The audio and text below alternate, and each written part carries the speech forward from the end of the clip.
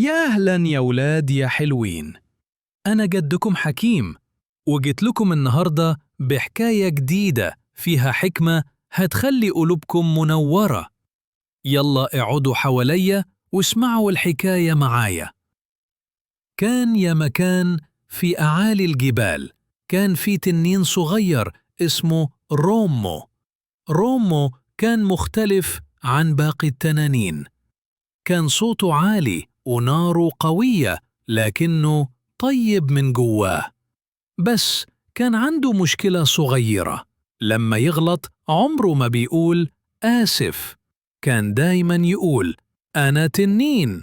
التنانين ما بيعتذروش. وفي يوم وهو بيلعب نفخ نار من غير قصد، وولع جزمة صاحبته الأرنب توتة. توتة فضلت تعيط وقالت له ليه عملتي كده؟ روم توتر وبص الناحية التانية وقال أنا ما كنتش أقصد، بس أنا مش بقول آسف. والمفاجأة، الجبال اتشقت وخرج من تحتها تنين ضخم شرير اسمه تكبر. قال بصوت مرعب اللي ما بيعرفش يقول آسف أنا باكله. كل الحيوانات جريت ورومو وقف بيرتعش. بس في اللحظة دي بص لتوتة وقال لها أنا آسف يا توتة، أنا غلطت وكان لازم أقولها من الأول. وفجأة تكبر اختفى والدنيا نورت والجبال رجعت زي ما كانت.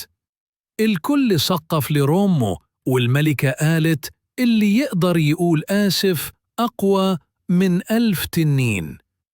ومن يومها بقى رومو مش بس تنين بينفخ نار، بقى تنين بقلب كبير يعرف يصلح غلطته ويعتذر لما يغلط.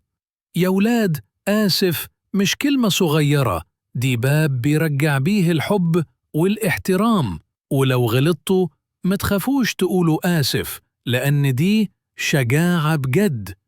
وخلصت حكايتنا يا ولاد. لو عجبتكم القصة ما تنسوش تعملوا لايك للفيديو وتشتركوا في القناة عشان تتابعوا كل الحكايات الجديدة.